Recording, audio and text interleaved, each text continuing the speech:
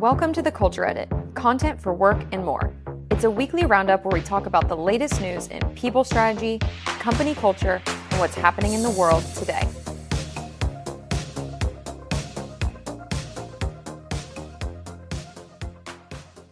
All right, we're at the office. It's a Sunday afternoon. It's actually pretty nice out. It was supposed to start raining, I think, but we got a nice little ride in this morning. We couldn't do the group ride because we didn't want to be so destroyed that we couldn't use our brains, which was the case yesterday after Tucker. But now we're here and we're recording the third episode. We're pretty excited about it. A rare Sunday recording.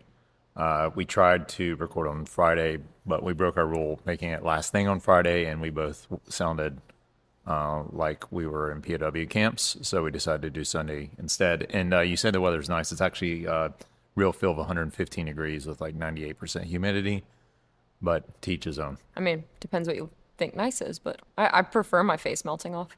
Well, we were supposed to be in Miami where your face really could have melted off, but we had some work meetings come up this week that needed to be in person, so we came back from Florida just to do this here. So, which is great. You know, it's always good to be busy. Foregoing a Miami trip is always a little bit sad, but we'll be back down soon. We're trying to plan maybe when it gets a little bit cooler, because it is pretty brutal riding your bike in Miami. We need to go visit the new Zeal concept store. Yes. It's finally open. Very excited about the Zeal concept store. If you go to Miami and you ride bikes, or you just enjoy a nice cafecito or maybe a croissant. I'm not sure exactly what they have there right now.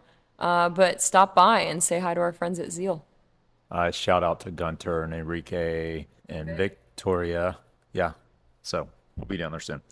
All right, so do we want to talk about just some quick updates on where the podcast is going and some future guests, and want to dig into, I like digging into the demographics. So every day I check podcasters to see the different demographics, and we found out that we've hit the youngest cohort so far, the 6 to 8 year old. 8 to 10. 8 to 10 cohort. Our niece and nephew tuned in last week, and it was the most adorable thing because they called us afterwards and we're so excited because Aunt Nikki and Uncle Chad are quote unquote famous now. So yeah, we've regained cool aunt and uncle status, I think, if we had ever lost it. So shout out to Jude and Paisley. Yeah, the cutest kids. Yeah, and so otherwise demographically we're pretty young still, but you said male females 50-50, and right? Yeah, it was predominantly female at first, so shout out to my ladies for all the support. But now it's skewing pretty even. I think it's almost 50-50 this week. Well, you know, the old guys, it takes them a while to figure out how to work the technology. So let's talk about what our plans are for the future of this podcast, because people have been asking, is it just gonna be the two of us every week, or are we gonna have guests? And the answer to that is a resounding: we will have guests. It will not just be the two of us blabbing at you every single week. There's a guest list. There are people that have already been spoken to. Effectively, that's my job, is getting us guests, and we're going to have some good ones. We're going to have business leaders, definitely going to have some business leaders in Atlanta and beyond. But we'll also have some other interesting folks, I think, culturally, that will be able to join us, that will be really interesting to folks that listen, whether they're some folks possibly in the fashion industry, some folks in sports, athletics, obviously cycling, we know a lot of people. Photography. Yeah, writing. I mean, the goal of the Culture Edit is to go beyond just workplace culture. You know, there's a culture that is inherently woven through so many different things in our lives, and there's so many subcultures within different cultures, and so our goal is to just tap into all of that and bring some interesting content of, maybe you're not in a certain subculture, and it'll be interesting to learn about that subculture. But always it'll come back to work culture. Yeah, so we'll have guests coming soon. Quite a few folks we've talked to that are really excited about it. We had one guest that will be part of this in the near future. She was in our office on Friday. She saw the microphones and all the equipment, and she realized I think it was pretty serious. And we're going to have to figure out a way to make people feel comfortable. We did get new microphones, by the way, and thank you for everyone pointing out that I sounded much quieter than Nikki. I'm just loud. Yeah, shout out to Brendan for even mentioning that during the And middle of the Michael. Tucker run. And Michael, yeah, exactly. Also, we always are open to feedback because, well, we knew that. So Chad and I differ on a couple things, and it's our philosophy on getting things out to the world. And so I'm definitely in the camp of just get it done, get it out. It doesn't, and we course correct as needed. Chad is more of a perfectionist, not the get it done, get it out, more the get it done, review, make it perfect, then get it out. And I think where that is a really good balance is that I would probably just shoot off anything and everything because of, my belief system, but he really reins me in. And with that podcast, we knew that the sound wasn't quite up to par, but we came to an agreement that we just had to get the first one out just to rip that band-aid off. So, Yeah, and like I said, we had recorded many before that. yes. And I That finally, I was just like, we've got to do this. We got to get it out. Yep. Okay, so hopefully this sounds a lot better. Yeah. Also, I'm the one editing all of it, so, take it easy on my editing skills because I'm learning. It's true. It's pretty fun though. I'm not gonna lie. I've listened to a lot of YouTube videos on editing, so it's cool. So guests are coming. Some follow-ups for previous episodes and newsletters. Yeah. So back to last week, the 30th year high school reunion that we drove down to Tallahassee for. It was quite the experience. So I had, the week prior had said I loved awkward situations. I thrived in that, for my own sick entertainment, and the universe delivered. Chad's high school girlfriend was at my side like a stage 5 clinger for 2 nights in a row. And I wasn't sure if she was gonna, put a roofie in my drink or adopt me because that's it was interesting. But, it was fun because I kind of roll the punches on that stuff. So, she gave me great skincare tips. Did she? Yeah, she was just like, when you're my age, make sure over the next 20 years you'll laser your face off in the meantime. And I was like, okay, solid. That's good advice. Yeah. Laser my face off. Yeah, so a girl that I literally have not spoken to in 30 years. Well, I guess once, 10 years Yeah, ago. 10 the years 20th. ago. Yeah, so the two of you are best friends now. That's really Besties. couldn't have called that in high school. I can be friends with anyone. Yeah. My other friends are really getting a kick out of it too. Claire thought it was hilarious. Everyone felt extremely uncomfortable, but I was rolling with it. Good. Also canoeing. Update on that. We ended up getting a canoe, and not 2 kayaks. Or ducky. Or duckies. And I kind of pulled that switcheroo at the last second when we rolled up. I said, let's just switch to a canoe. And Chad was all happy, but he didn't realize that the reason I wanted to switch is because I was so tired. I just wanted to be a passenger princess. Hungover.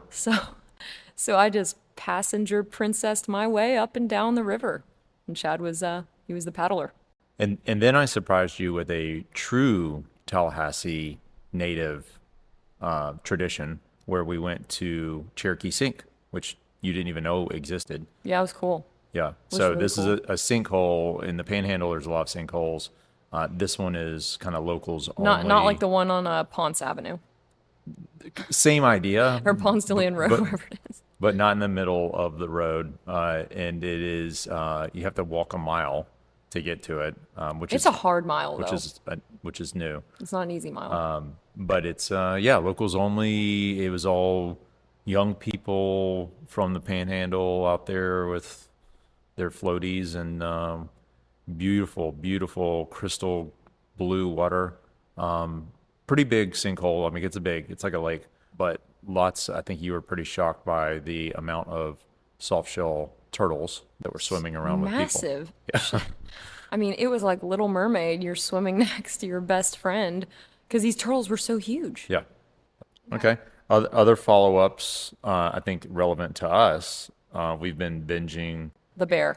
The Bear, and it's So lived up to good. expectations. It's so good.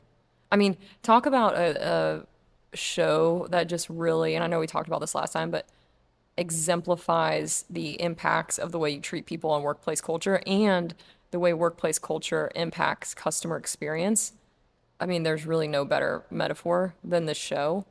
And the way that Carmi invests in his employees in a really subtle way. And how he invests in them by sending them to training. Yeah. Yeah. and they don't even know what they're training for.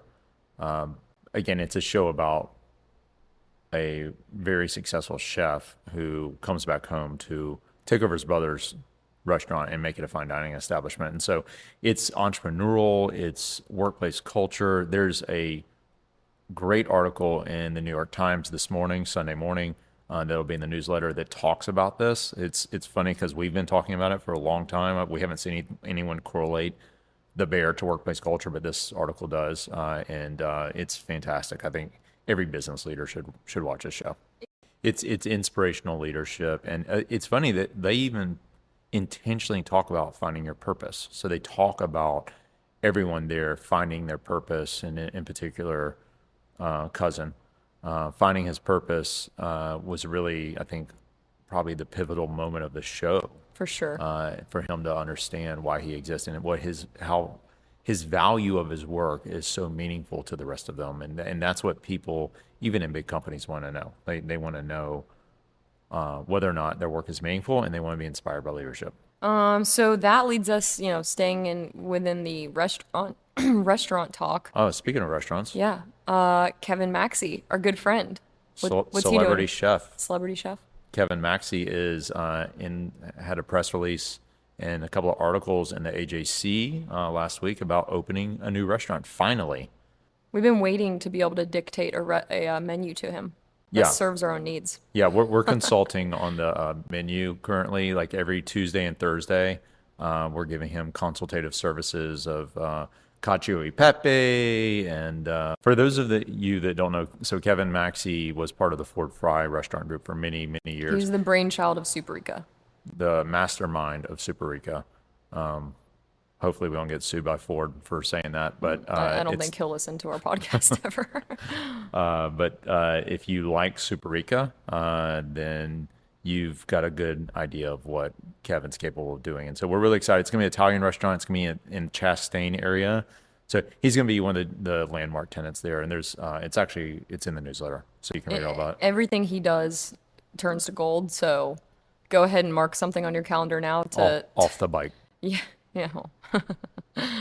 That's a topic for another day. But seriously, mark it on. Go find the article. Mark it on your calendars. Make some reservations. And we'll be hopefully some of the first ones to try some of his new food. Can't wait. Yeah, we'll do a review. I'll do an honest review. Oh, that'll be fun. Yeah, that'll be fun. Le Tour de France. Yeah, so biggest news in the world. Why did I say Le Tour de France? I think it's just Le Tour. Or is it de No, France? it's different. Okay, so I got it right. Le Tour de France. I was just waiting for Goose to like pop up and correct my French. Just Start like laughing at you? pop up from behind that table over there. Yeah. Be like, no, no, no, no, no, no. Yeah, Le Tour de France. Parlez-vous français? So tour started, biggest sporting event in the world, started yesterday, Saturday. So by Monday, we'll be almost 3 stages in. Very exciting first stage. Just like you couldn't have ever predicted this. Twin brothers coming to the line. You're gonna ruin it for alone. the people that haven't watched the first stage. If they haven't watched the first stage by Monday, then forget it. That's true. Loser. Yeah, so 2 twin brothers. If you don't know cycling, there's 2 twin brothers, Adam and Simon Yates. They're from Great Britain. They're both very good. Identical twins. Identical twins. Like 29 seconds apart, I think you said? Yeah, 26 seconds apart. Interesting. They race for different teams, and this has never happened before. I think the question is, are they capable of winning the Tour de France? One of them has won the Tour of Spain, but the answer is probably no. Like neither one of them are going to win the Tour de France unless some really freak thing happens. But them coming to the line together and then sprinting each other just brings a tear to your eye. Yeah, it was cool. It's Yeah. cool to watch. And then today, after today's stage, I'm curious, are you still sticking with your prediction that Jonas Vinegar Vinigo. is going to win the Tour? Yeah, I'll stick with him. He's already 11 seconds down to Bagacha. I'm gonna stick with my guy.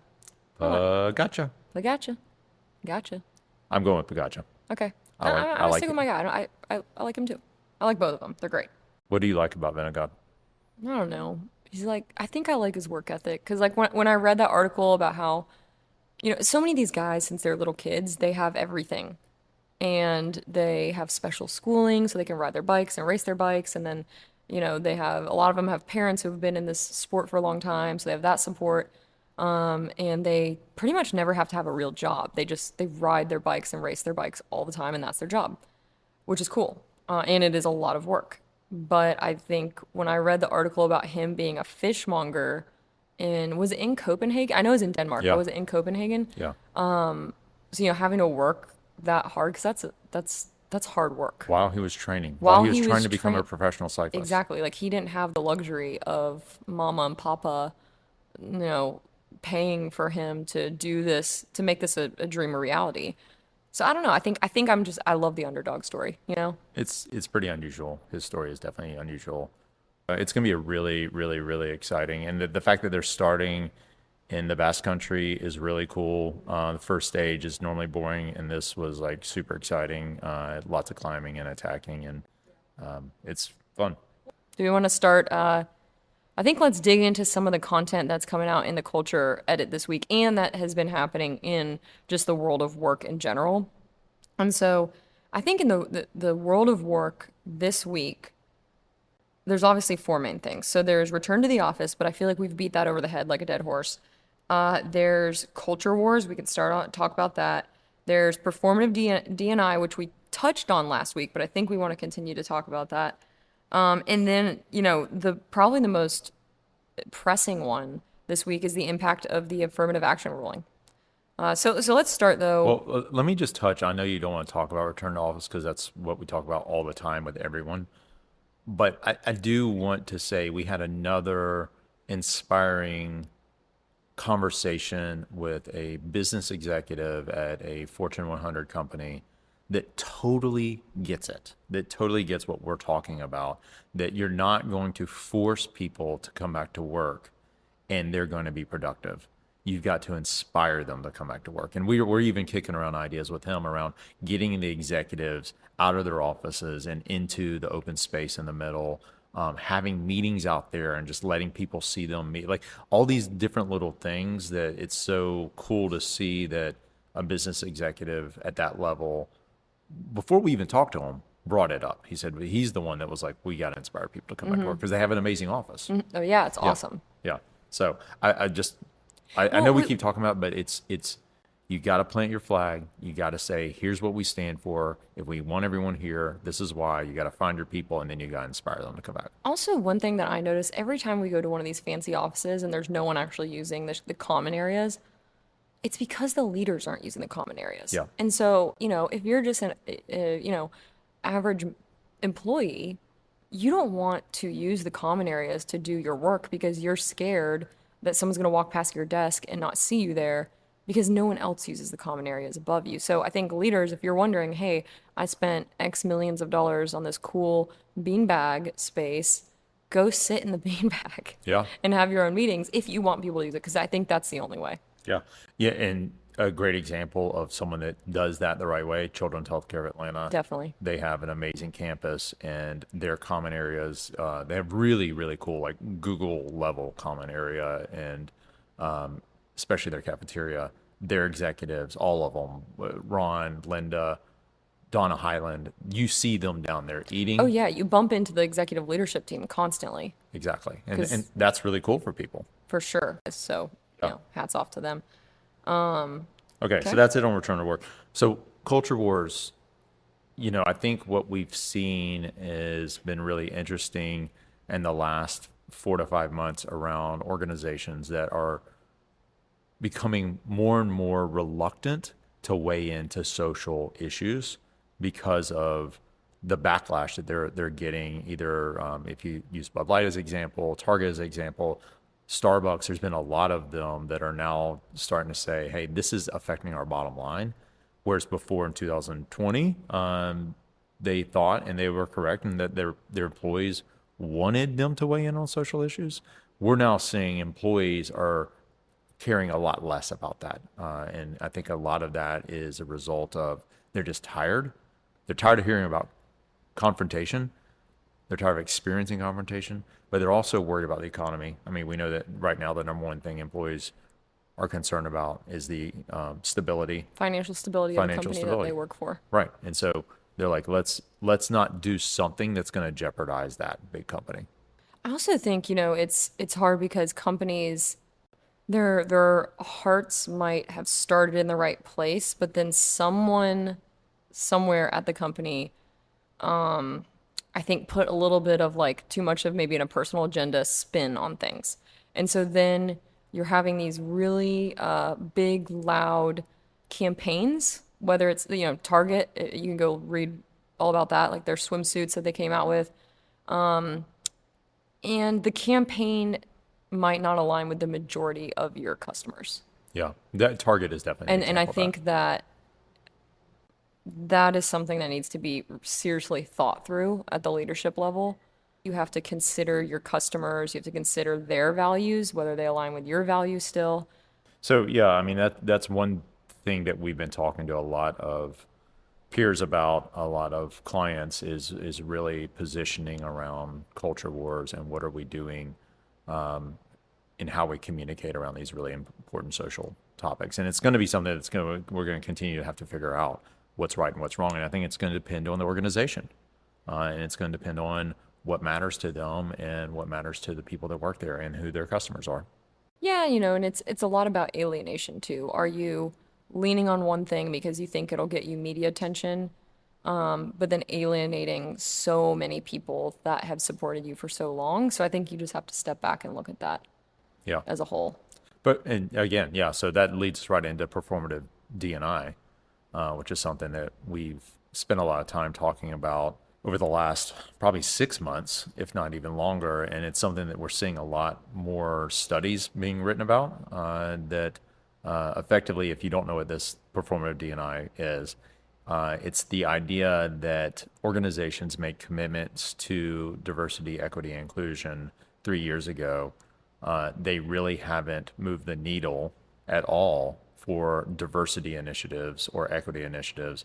Inclusion, yes, and that's where most have focused. Is that if you've heard of employee resource groups, setting those up, being more sensitive to underrepresented individuals in organizations. Those certainly there's been great strides in the last 3 years, but when it comes to actual diversity and equity initiatives, even though organizations said they're committed, they really haven't been able to move the needle. Yeah, and I think that's an important thing to point out is diversity, equity, and inclusion gets lumped together, and I genuinely don't think it should be. Because I think if you lump it all together, then people inherently will just do whatever the easiest thing is. And then forget about the other two things and then say, oh, we checked the box, we're done. And so, yes, having celebrations for people is great. It should obviously continue. Making everyone feel welcome, making everyone feel included, being empathetic is they're all obvious things that everyone should be doing, not just at work, but in life. But when you hang your hat on, okay, I sent out a survey, we had all these celebrations, we had all these months specially dedicated to people at work, we're done. Everyone's happy. I think that that's where we're seeing the problems crop up. And it's because we've lost focus on diversity and we've lost focus on equity. And so what does that mean? Losing focus on diversity means we have not made strides in the same way we have with inclusiveness to hiring, attracting, and retaining diverse candidates, and also providing programs that allow those candidates to learn and thrive in the workplace and be promoted like everyone else. Yeah, I mean that's what it comes down to is if we're making a commitment to a more robust and diverse workforce, we need to have programs that are aligned with how we attract, how we hire, how we onboard, how we train, and then how we develop skills. There's an article I think that's really interesting in the culture edit this week about skills development because a lot of people think that that's technology skills. It's not technology skills, it's soft skills. But so how do we provide those individuals and then with those topics, and then how do we then move those individuals through talent mobility into different functions within the organization? So if you don't have programs that are thinking about those kind of 5 or 6 big issues, then making commitments and talking about your commitments from a diversity and equity. Oh, and by the way, in the equity side, that's a compensation topic. I mean, that's you really start getting pretty sophisticated when you have to look at tens of thousands of employees and their equity. But if you're not actually doing those things, it becomes, I think, it becomes very difficult to communicate authentically with your people because we say this all the time: people are not stupid. So you've got to really have smart people thinking about how do we develop initiatives to impact those programs, and then communicate around those. I think a big challenge has been organizations and leaders, business leaders want to make those commitments.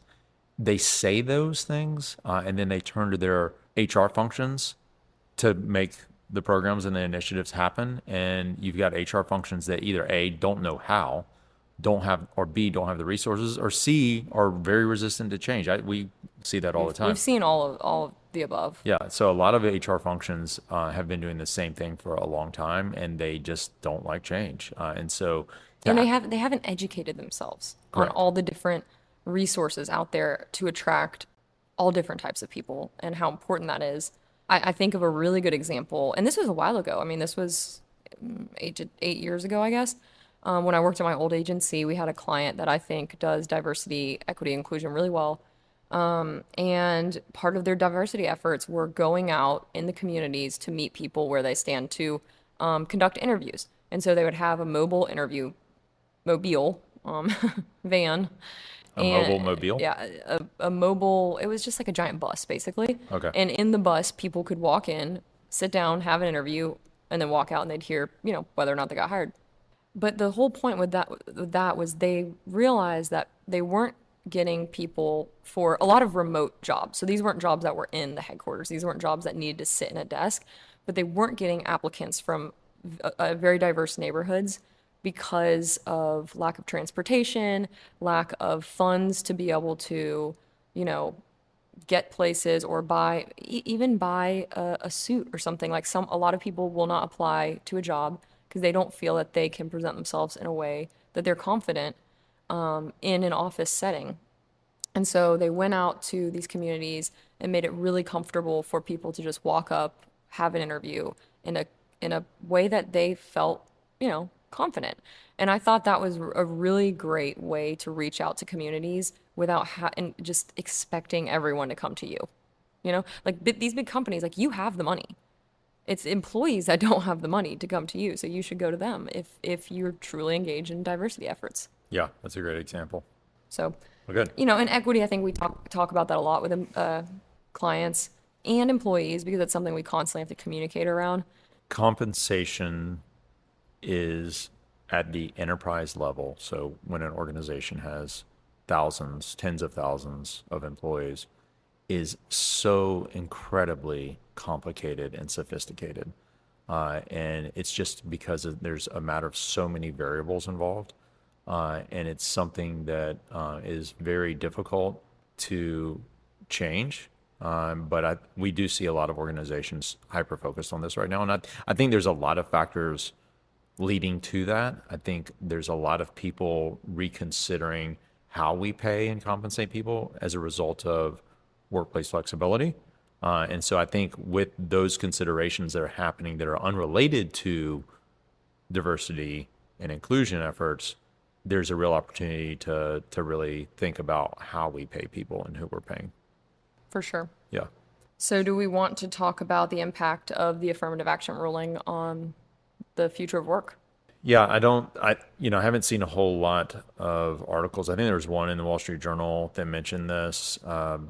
And we've already had a couple of questions from folks about this decision. So, in case you're not aware, the Supreme Court on Wednesday or Thursday of last week issued a decision effectively banning universities from considering race at a systemic level for admissions. Universities can still look at race individually and the impact that's had on a person's life when they're making a decision. Through essays and interviews. But you cannot systemically just give a group of people preference on admissions based on their race. So you would think that does not have a direct impact on employers, but we think that it will eventually, because with all of the initiatives that organizations are focused on around diversity, like what we just talked about, there are going to be individuals that will see this affirmative action decision and realize that they can challenge or try to challenge those programs and believe that they will now, well, we think that they will be emboldened to challenge those programs because they will think that the Supreme Court will rule in their favor. Chad and I had talked earlier, and I was like, well, give me an example of how that could come about. And so the best example, simplest example that we could think of is, let's say a company develops a women's leadership program. And obviously only women are allowed to apply and get into the program within this company. This And decision, think about like it could be like we give them special skills training, we send them to different places, and then they ultimately get placed into a new type of new role. roles, higher Yep. pay. I mean, some leadership training programs guarantee a certain pay increase Yep. after the program. Yep. And so women, this is a women's only leadership program. You get a 20% pay increase and you get to move to whatever country you want. I'm just making this up. Now people, men specifically, could feel emboldened to say that is discrimination based on gender. And I'm going to take this to the Supreme Court because I think that maybe these justices will back me up on it now. And these type of challenges could have happened before this decision. I mean, these kind of type of challenges happen all the time. But what this decision did was it kind of waved the flag of if you feel this way, you should challenge. Well, and that's a slippery slope, I think, happening across the country in the world right now is our country, as everyone knows, is so divided. So everyone's trying to do the like tit for tat. 10 years ago you did this, so now I'm going to do this, and we have control of this, so we're going to do this because when you had control, you did whatever. And for every decision made for that benefits one side, eventually there will be an equal rebuttal from the other side in a different way. Or again, like you said, it waves the flag of everything goes now when it comes to this. So then let's think about the downstream effects of this emboldening more challenges. What that then will lead to is more and more organizations being reluctant to actually have the programs and initiatives that we just talked about that they need if they want to actually be committed to diversity, equity, and inclusion. They're going to be more reluctant to actually do those programs because they're going to say we're going to get sued if we do it. Which is really scary because obviously I mean, we're firm believers that you need these programs. Yeah, it comes down to the value of having a really smart and engaged workforce versus not. If you're in a company that relies on having really smart people give 110% every day, then then you need to invest in these programs. But there's a lot of I think there has to be a lot of focus on what's best for our culture and what's best for our people. And worrying about whether or not we get sued, I think, could lead those organizations to the wrong decision. Yeah, so I think that's it. So looking forward to this week. It's 4th of July. Again, we thought we were going to be in Miami. We're not. So we're here in Atlanta for the 4th. Maybe we'll check out the Peachtree Road Race. I know we know a few people that are running it and cheer them on and then get a ride in. Or we might head to the mountains for a ride. Yeah, it depends on the weather. Depends on the weather. And then otherwise, it's a normal grind work week for us. Really, the second half of the year is going to be really busy for us. Yeah, it always is. Well, it's funny. It is always really at the beginning of the year and then the second half of the year, it's really busy. It's And like a grind yeah, to and Christmas. it's a lot of organizations that realized that they had initiatives that they wanted to get completed for the year, and all of a sudden say we need to start working on that in August. And so we're there to help them get it done. So yeah, I think that's it. And we'll have more Tour de France news. We do have our client-only event. Hopefully our friends don't get mad at us coming up. Taste of the Tour. It has traditionally been clients and friends, but we're doing a little bit different this year. It's going to be a programmed event at We Vinoteca. rented out all of Vinoteca. Yep. Pretty excited. Yeah, and so you'll have those invitations in your mailbox when you hear this, clients. And I spent like an hour and a half talking about cheese pairings yesterday. It was fun. That's true. So it'll be a programmed event with Vinoteca tasting wine and cheese, French cheese. And what's really cool is that Katie from Vinoteca is so energized about this that she's looking at the route. She's picked wine and cheese From the specific areas that the along with route Rachel. yeah, along with Rachel and Janine. Janine has been helping too. Yeah. They've gone to the exact areas on the route. So we're actually starting with Basque, so it won't all be French. Some will be Basque wines and cheeses, and then we'll move into France. But it's pretty exciting. Yeah, we're very excited about it. So that is July 23rd. 23rd. You're struggling with the date. Yeah, July 20th. I have a lot of dates. It's a in mind. Sunday. Yeah, it's a Sunday. It'll be It's fun. going to be a Sunday fun day, so stay tuned on that. Cool. All right. All right. Well, episode 3, wrapping it up. Thanks to all of our listeners so far. We really appreciate all the kind comments and support.